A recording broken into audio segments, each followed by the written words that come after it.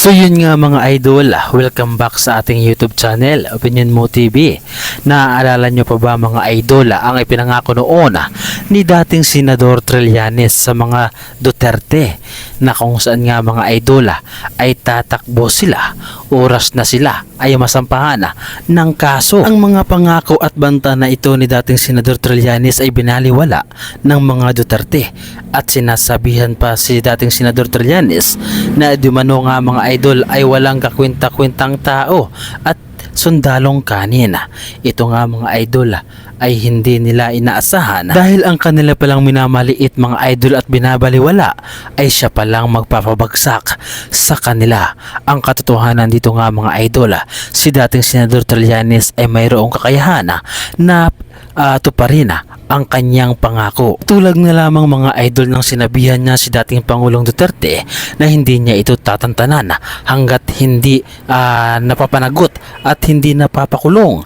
At ang kanyang banta na ito nga mga idol ay hindi basta banta lamang, kundi talagang tinutuon niya ang kanyang mga sinabi na ito. At hindi nyo ba napapansin mga idol na ang mga Duterte ngayon ay unti-unti nang nakakasuhan at ang iba nga mga idol ay naikulong na at maipapakulong pa. Subalit ang mga supporters ng mga Duterte na nga mga idol na tinatawag na DDS ay hindi pa rin naniniwala sa kakayanang taglay ni dating Senador Trillanes dahil ang kanilang utak at pagmamahal at paniniwala na ang kanilang sinusuportahan ay talagang totoong makapangyarihan ay hindi nila ito inaakala na isang tao lang ang magpapabagsak sa mga Duterte. At kahit nga mga idol ang mga walang hiyang mga DDS supporters ay kaya ring ipakulong ni dating Senador Trillanes hanggat mayroong ebidensya na sa kanila ay ikakaso. Ganito ang pagkatao ni dating Senador Trillanes, mayroong isang salita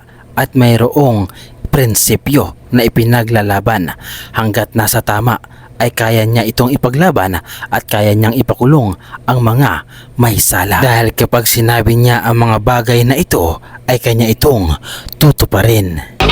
Yung mga siga-siga na yan, mark my words, magtatakbuhan. Ang salitang ito ni dating Senador Trillanes ay hindi salita lamang at hindi rin ito isang banta dahil kanya itong ginagawa talaga dahil ang mga tao na hindi sa kanya naniniwala at ang mga tao na gumagawa ng kasamaan at dapat na managot ay kanya talagang ginagawa ng paraan para makulong at makasuhan. Katulad na lamang ni dating Pangulong Duterte na ngayon ay nakulong na at susundan pa ni Bato de la Rosa at itong si Inday Sara Duterte ay manalalapit na rin ang kanyang impeachment. At itong si Basti Duterte at si Bongo ay nalalapit na rin dahil marami ring kaso ang ipupukol sa kanila. At ang iba pang mga senador na kumakampi sa mga Duterte na animo nga mga idol ay hindi nila alam ang tama at mali, katulad na lamang ni Robin Padilla, ni Pia Cayetano at ni Alan Peter Cayetano at ni ang isa pang nakulong na si Marcoleta at si safe ka na si Jinggoy Estrada ay talaga namang makakatikim ng rihas kung sakaling hindi nila maisalba ang kaso na ipapataw sa kanila. At ang pangako na ito ni dating Senador Trillanes sa mga Duterte ay talagang nagkakatotoo na at pinatunayan ito ni Bato de la Rosa dahil ito ay ang unang tumatakbo at nagtatago pa. Yung mga siga-siga na yan, mark my words, magtatakbuhan.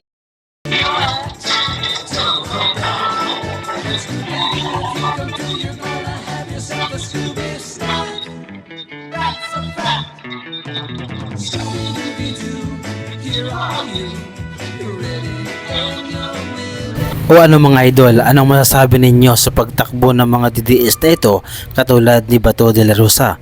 Hindi ba isa lamang ito sa patunay na ang sinabi ni dating Senador Trillanes ay mayroong katotohanan? Kaya naman huwag ninyong minamaliit ang sundalong kanin na ito dahil ang inyong minamaliit ay siya pala ang dapat ninyong katakutan. Ano ang masasabi ninyo mga idol sa reaction video na ito? At ano ang inyong opinion patungkol dito? Ibahagi nyo naman mga idol inyong reaction at opinion sa ating comment section.